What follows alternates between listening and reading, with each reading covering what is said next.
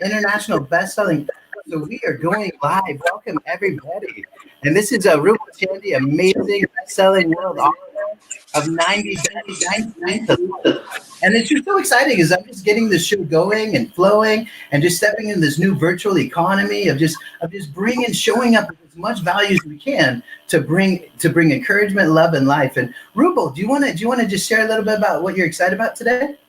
What am I excited about today? I'm really excited about talking to my brother, Zach. This is awesome. He's my new friend, and he's serving the world in a unique way. He's somebody who is so much aligned with his spirit. And then he told me that, in a previous conversation that he lived in Himachal Pradesh for some time. So I'm from India, so I'm excited excited to see somebody who lived in Himachal Pradesh. So this is exciting.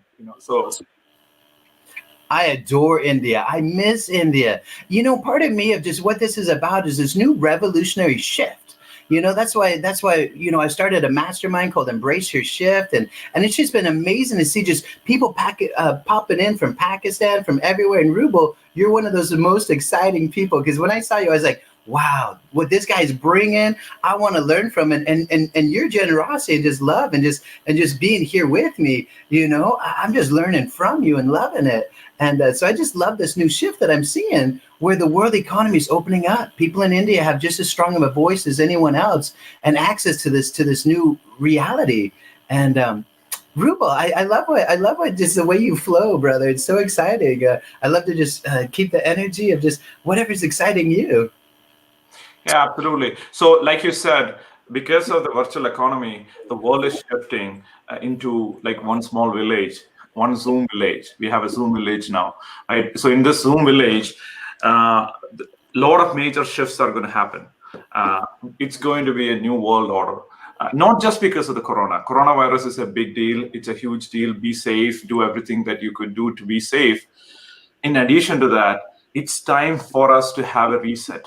The old traditional model in which world was operating, it's not working anymore. And everybody found out, governments found out, people from different parts of the world found out that this is not the way to roll. This is not the right way. There needs to be a better way. It's not about just right and wrong. There is a better way where we could bring in wealth to nations, wealth to people all over the world, rather than just like 1% or the 1% people who just keep the wealth. There is an opportunity for all of us to grow as a community, and we have the technology, we have the resources, we are a dysfunctional organization, which means that imagine there is a company where the CEO doesn't talk to the COO, and the COO doesn't talk to the VP of marketing. The VP of marketing doesn't talk to the VP of sales, and then none of them have any connection with employees. That's what the world is right now. It's time for us to switch to a model where we become a functional business. I help businesses to scale, so I would bring in a lot of business metaphors. So for me, I see world as a business that's kind of gone, kind of bankrupt, kind of going into the last phases where it's struggling. It doesn't know what to do. Like, should we continue this business? We are at home, trying to figure out things. And this model has to change. In order for this business to succeed, it needs to be valuable for the entire world. The answer is not to go, in my belief, the answer is not to go to an equality model, equal socialistic model. That's not what I stand for. You could have your own opinion. What we need is a new capitalism where there is selfishness. There is selfishness, and we would get into the suffering and the stress related stuff in a second. Since you asked me, this is what I'm passionate about. We need a new world order where we are selfish. Capitalism is based on selfishness. It's okay to be selfish, but we are going to be selfish for us, not just for me. I'm going to be selfish for you, Zach, and me. I'm going to be selfish for the Facebook community that we are building. I'm going to be selfish for the village that I live in, the city that I live in. I'm going to be selfish for the state. I'm going to be selfish for this country. I'm going to be selfish for this world, this planet that I care about. And when we are able to be selfish and be selfish for each other, that's the moment we are going to have a new emergence of a new capitalism that is built on principles rather than just greed for me. I love it. I absolutely love it. And words can mean different things to different people. And just as we look at it, but what I'm really hearing you say is that it's really about us showing up powerfully as being service to others, and where we create value and just bring in the energy, bring in the real. So we don't want a system that limits people from that potential. Is that what I'm hearing from you? Yeah, we don't want any system that limits people from having equal opportunity. Capitalism, the opportunity of the American dream. Since both of us live in United States, you live in California, I live in Florida. Since both of us live in United States, the concept of capitalism was created for the idea of equality, equal opportunity for everyone. Right now, we all have an iPhone. That is the only equal thing that we have in common, iPhone or Android phone. But other than that, the society has separated. That has created so much stress in human mind. And from that stress, we are generating suffering in the world. So that's what we are going to talk about today. I love it. And I heard you say something about, as you've been in this journey a few steps ahead, already been doing a live show, which is amazing. And I'm just encouraged this is my third episode, and it's just such an honor where you just come alongside and see someone that's passionate and loving and just building that place where we have free trade and expression and creating value. I heard you sharing about some real steps of shift that really helped you to step further along the road. Would you mind sharing with me and those of us that are just getting started? A lot of the people maybe have never even gone live on Facebook at all yet. Yeah, sure. So we would talk about Facebook Live, and also make sure that we talk about stress at the same time. So let's look at stress, and then we would talk about Facebook Live in the process too, because we have a group. We have running a Facebook group where this is streamed into 8 different places at the same time, and one of the places this is going to be streamed in is Zach's group. So let's talk about stress related to stepping up. So stepping up, Facebook Live is stepping up, right? Live, wherever we're at in our journeys, but hit that for us, Rubal, because you carry that, bro. You show up powerfully, you show up amazing, and I just want to learn from you. Okay. So here's the thing. What we have been believing about the fundamental way we look at world is flawed. So the fundamental, what do I mean by that? What I mean by that is we as humans, for let's say 4.2 million years and let's say a billion years of evolution, we look at the world from the glasses of the mind, the conditioned mind. So what does that mean? What it means is I'm not looking at you, you're not looking at me. I am looking at the conditioned perception that I have about you. The left has a conditioned perception about right has a conditioned perspective about right, and religions have a perspective about each other. So we have been conditioned to limit ourselves. And because of this conditioning, we feel that we are not enough, because our mind is constantly telling us we are not enough. And because we feel that we are not enough, we consistently stayed there for, let's say, 4 million years. And because we stayed there, we start to feel that this is our current reality. The current reality is we have suffering and we need to stay in suffering for a long time. And that's our reality. And then we gratified suffering, and we came up with prophets and people and other people to support our idea about the meaning of suffering. So we, instead of finding meaning in joy, in faith, in love, in kindness and gratitude, we shifted from there and we found meaning in suffering. So what is suffering at that point? And then we will get into the tangible thing of Facebook Live in a second. Sounds good? So what is suffering? It sounds even, I want you just to hit the suffering. Don't even worry about the Facebook Live. All I was saying was just that next step. How do we journey into that next step? Which is what you're bringing. So bringing it. Absolutely. And thank you, Zakia Mayers. Thank you for your comment. NG Krishnan, thank you for your comments, guys. I see you all of your comments in one place. Thank you for that. So here's the thing. So what is suffering? So suffering is recreation of pain. So Zebra was running for its life in the wilderness of Africa, savannas of Africa. And zebra is running for its life. It's like going through this thing, this fight or flight. There's no fight, it's only flight. And it's running for its life. And it barely survived the attack from a tiger. And then it looks at the right and say, oh, my BFF, her name is Maria. My BFF Maria was killed by this tiger. Do you think this zebra goes back home and say, you know what? I cannot go back and graze tomorrow anymore, because this grazing thing, it's horrible, because I have so much negative association. I need therapy for 10 years in order for me to graze again. Or is it going to have PTSD? It's like, oh my gosh, I saw this bloody tiger eating my friend zebra. It doesn't do that. Why? Because unlike humans, zebras cannot imagine a tiger. So suffering is created by the pain of running and trying to save its life. And that pain is recreated by humans. And humans recreate this pain and gave it a name called suffering. And then we glorified suffering. So we are addicted to suffering, because you're like, oh, there is beauty in suffering. If you suffer, this is great, because it's going to be so good. So then we like, you know what? Then we glorify suffering and we stay in that story. As a species, we are staying in that story of suffering for decades, if not centuries, if not millenniums or millions of years right now. So even like doing something like very tangible, like going on a Facebook Live, let's take an example. Like if people want to go in front and talk to other people, we are trying to withdraw ourselves.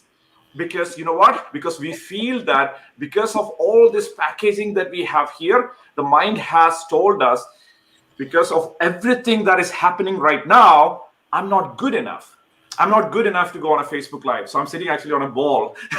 So that's what I'm moving. So I'm trying to move back and try not to engage with people, because we all want to engage and express the desire of our soul, but we withdraw ourselves from doing that by pushing this narration, this story of suffering, and then finding glory in it. And we need to step out of that right now. We can step out of it right now if you choose to do so.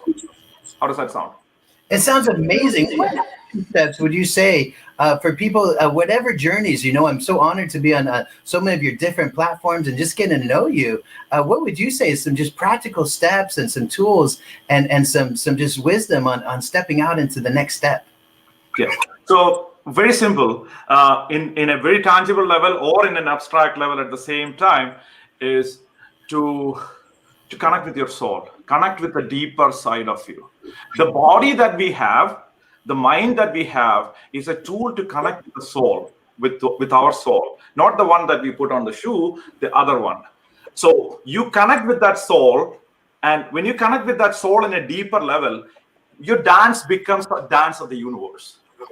When you start dancing, universe is going to dance with you, because you are so aligned with the soul. So at that point, you're not a conditioned human being responding to a reactive moment. You become the universe at that moment, right? So at that point, you start talking and you start expressing who you are, because that's what your creator, whatever name you call your creator sent you to express your soul in this world and move this world forward, right? So that's a simple thing. All you need to do is look inside and use your body, use your mind as more so of body than mind, because we are in some capacity effed up in our mind, because the conditioning came through the mind. So the body is not as conditioned as the mind. So you could actually use more of your body to connect with your soul. So activate your body and stay in your body, and use your body to connect deeply with your soul, and use your mind to connect deeply with your soul, and like do dancing, do something else, make love, like do something else, or run, or do some physical activities, so that we are free from the conditioned thought, so that we could free from the conditioned mind. And at that point, you become a free woman, you become a free man. Yeah. I absolutely love it. I'm so excited to get to know you, and I wonder if you might just share a tiny bit of your journey, like where you're coming from, and how you've seen these tools to really becoming who you are, and let those that are just getting to know you, I'd love to know more about your book and just all of it and that journey of you, if you'd care to share. Sure. So bottom line is, by the way, more comments here. Thank you. Sounds perfect. Connect with the deeper side of your soul, then dance with the universe. Beautiful. Thank you so much, guys, for all the comments. Thank you, Sakia Mayers. Thank you for engaging in a beautiful way. Okay. So for me, I help businesses to scale to 7 to 8 to 9 figures. And I help businesses to do it in a sustainable way, helping the world. I help businesses who want to serve the world and make a better place. So I help businesses who has a conscience, and if they don't have a conscience yet, I would nudge them to build a conscience so we could serve and build a sustainable model, while we could make profit, and that profit can be made in a socially responsible way. And there is, I believe in capitalism. I believe in strong building so much wealth, because in order for us to influence the world, you need two things. You need to either become an influencer, or you need to become super rich, or you need to become both of that. That's the way, because rich people influence the world. You know what, like some billionaires did in the world, like do in the world, right? So you need to become wealthy so that you can become an influencer. And then the second one is to become an influencer. So that's the frame that I operate the world with. And in my world, at the age of 19, I was in the 4th year of college. And because of some major challenges in my own life, in our family, we went through a major financial challenge. And because of that, I had like $30,000 debt at the age of 19 in India for my family. And then I thought, at the time, 1998 or 99, and at the time I would probably get $90 in salary if I were to go for a job. So I realized that a lot of this money was, we owed this money to loan sharks who were going to get our house. And I thought, you know what, I cannot get a job. I need to figure out a business. So I started a business out of necessity. I didn't know anything about business. I loved business, but I didn't know nothing about it. So imagine like this game called drawing tail on a donkey, and then you're blindsided. And then I was trying to do the same thing with my business. I knew there was a donkey. I knew I had something on my hand. I knew I had to draw the tail, but essentially I drew the tail in the donkey's nose, so it looked like nose hair, right? So by the age of 24, I failed in 2 businesses. Now I have $60,000 in debt, and now I have 2 failures in my 20s. Didn't know what to. At that time, that number sounded like a multi-million dollar, right? So it's a huge debt at the time. So I didn't know what to do. I didn't know how to move forward. So I thought, you know what? I'm going to figure this thing out. I'm not going to go back. So I decided, I studied business. I studied business from some of the best people in the world. Read thousands of books about business, about productivity, about marketing, about sales, how to do sales in an authentic way, and learn from some of my mentors, and about innovation, how to grow a business and scale a business. And then ever since around 10 to 12 years ago, I started helping businesses to scale privately. I didn't do this publicly until recently. So privately, I started helping businesses to scale. And then what happened was, by the age of 38, I built like 3 7-figure businesses to grow in different parts of the world. And then now I'm helping, through my failures, I'm helping businesses to grow to 7 to 8 to 9 figures in different parts of the world. But it's not about what I have accomplished. I'm nobody. I'm just a normal guy, a normal village kid from India who didn't even speak English. Probably I might be still speaking with a British accent. Cup of tea, or I don't know how to do a British accent. But the bottom line is, it is not about me. It's about the learning that I had. It's about the principles that I learned through my own suffering, through my own journey, the principles that I learned, the principles of having faith, and having joy in your day-to-day life, and having gratitude for the universe, for yourself, for your parents, for everybody that is around you, and being merciful to people, stepping out of the frame of just forgiving, but if you could be merciful to people that you interact with, and then be in love and being in alignment and being kind to others in the process. So that's the frame that is the wisdom, the nugget that I got from my own suffering, from the journey when I thought that suffering is glorious to where I am today. This is the diamond that I collected. It's not about the money. Money is always secondary. It's about learning that wisdom, and that's what I want to share with you. I absolutely love it. I love the way you were talking about the dance with the universe. That's so much my language. And I just find that fascinating for those that are journeying into the deeper mystical realms of what does that even look like, is showing up powerfully in business. And I'm just so excited as this whole coaching industry and just this whole reality of where when you can really be solid in your spirit connection. I would love to hear some insights on that, especially for those that maybe right now are feeling overwhelmed with loneliness. Christmas can either be the best of times or worst of times for a lot of people. And I'd love to hear you share your wealth of wisdom in that. Okay, let's take one specific angle here. Okay, so the mind, the conditioned mind is looking for certainty. It's looking for some surety. It's feeling uncertain all the time. It always feels that it is not at home. It feels that there's something wrong with me, something that needs to be fixed. And this is a repairing shop. You think that there's something wrong with the car, you need to be in the repair shop. But the thing is that the car doesn't stay in the garage. The car is staying in the repair shop all the time. Because the conditioned mind is telling there is something major down. Why would you even bring it to the garage? Don't waste your time. Why don't you keep it in the garage? I mean, in the car garage, where is the repair shop, so that it could be constantly repaired.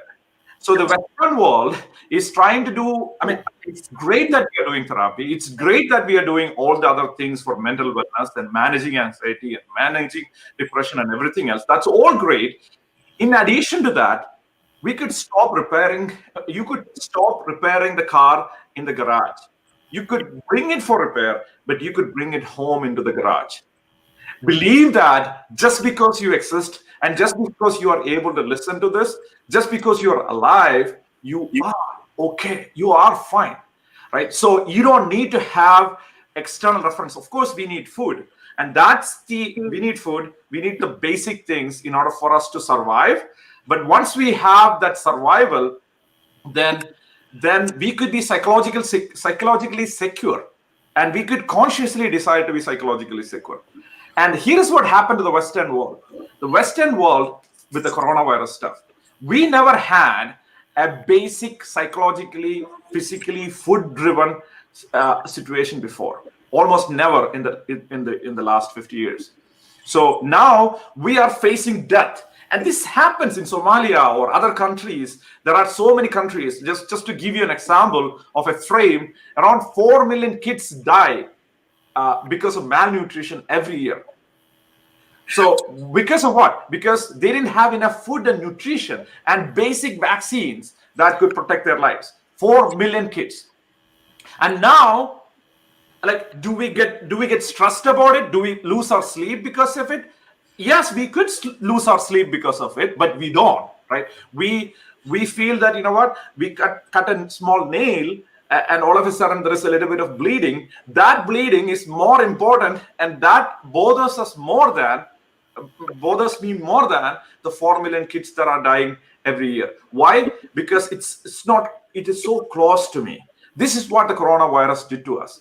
It's an opening for not just the Western world, for the entire world, for us to find out the realities of the real problems in the world. This is the moment for us to empathize with the world and realize, oh my gosh, I am struggling, surviving. There are some people who lost their business, lost their job, lost so many things, don't have income, don't have basic income. Right now in the US, there is like real poverty because people don't have food. There are kids who are starving.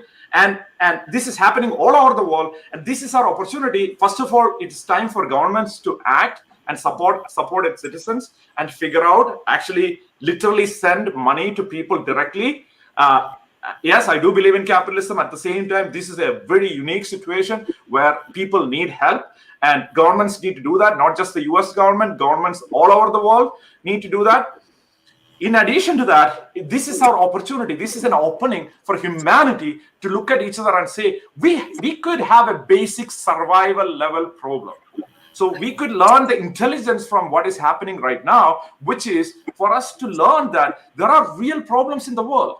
Like the Middle East, we had like people, like there were like, if you are in Palestine or for example, Jordan or other countries in the world, in the Middle East, there are rockets that are going, and the kids are looking at like going to school, seeing a rocket on the top, like, you know, they're like, okay, oh yeah, I saw 3 rockets when I was going to kindergarten today. Right? That became normalized in the world, right? So it's time for us to show up as world leaders and say, you know what? It's okay to have some protection for your country, but it's really important for us to support each other as humanity and look at the problem, because we have enough resources to cover the whole world. But we as a business, just like we started, we need to have the communication going between each other, where somebody is starving, we need to feed them.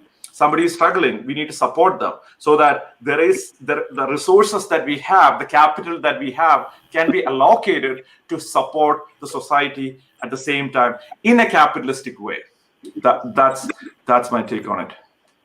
Absolutely genius. I love it. I know for me, as I've just recognized, just showing up wherever there's a need and just moving in the opposite spirit, just bringing the love, the belonging, the family, but also this whole new reality. Because I'm glad you even answered the question that popped in my head at first, because I'm like, how does this line up with capitalism and with what really government's showing up? But as we're stepping in this new reality where these platforms are becoming probably the 3rd largest countries, you know, maybe only next to China and India, like this virtual economy, how do we show up, and what are creative ideas of how do we begin to channel those resources and actually have a place to even be able to lift each person? I know for me, and embrace the shift, that's what it's been all about. It's been amazing having friends show up from Pakistan, from Nigeria, from all over the world, just coming and showing up with what they have, of just stepping into that reality of what they want to create. You know, and at the same time, like, I love this idea of that we're just the reinventors. We're the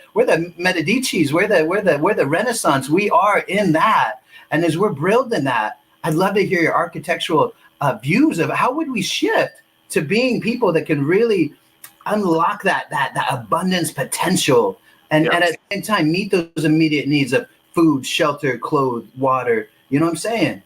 Yeah. So there is an imminent switch in the human psychology right now.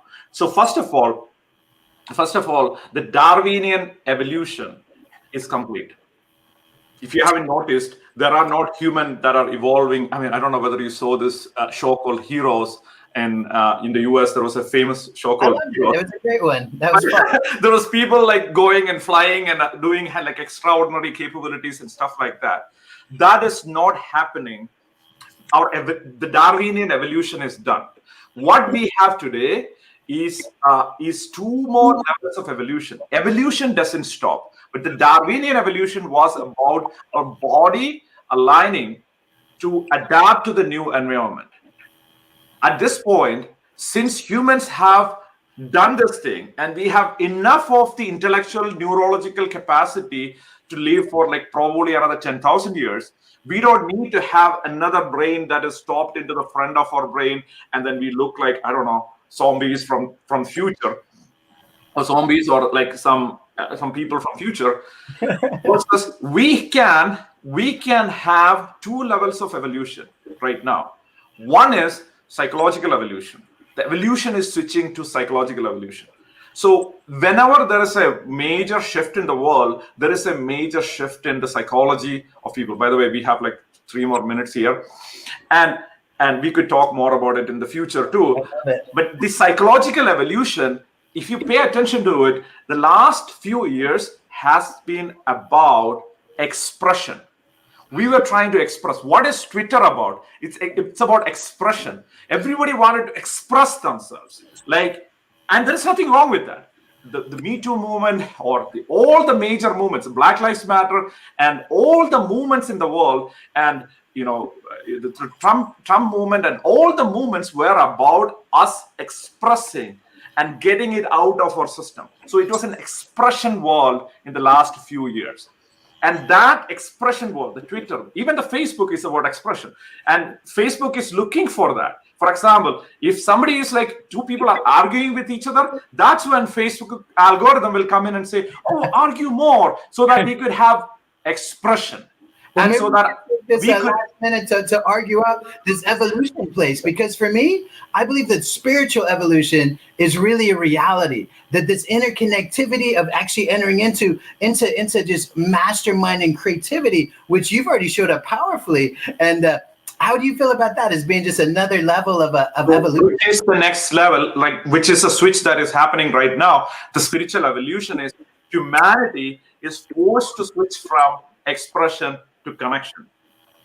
So that's what is happening. That's why I'm coming on Facebook Live with you, because it is switching the community. It's going to be about community, because all this, the Western world lived in a way that we were individualistic society. It was me and my family, and the entire capitalism model was built on that. It's me. It's about me. It's me about Wall Street. It's about me, Boeing. It's me, the Lehman Brothers. It's me, AIG. And for me, I just need me, and then I would screw up. And when I screw up big, governments come and help me. And Martin Luther King spoke about it, I don't know, 40, 50 years ago, 50 years ago, or 60, 70 years ago. And he said, capitalism is it is a socialism. The current capitalism is a socialism for the wealthy.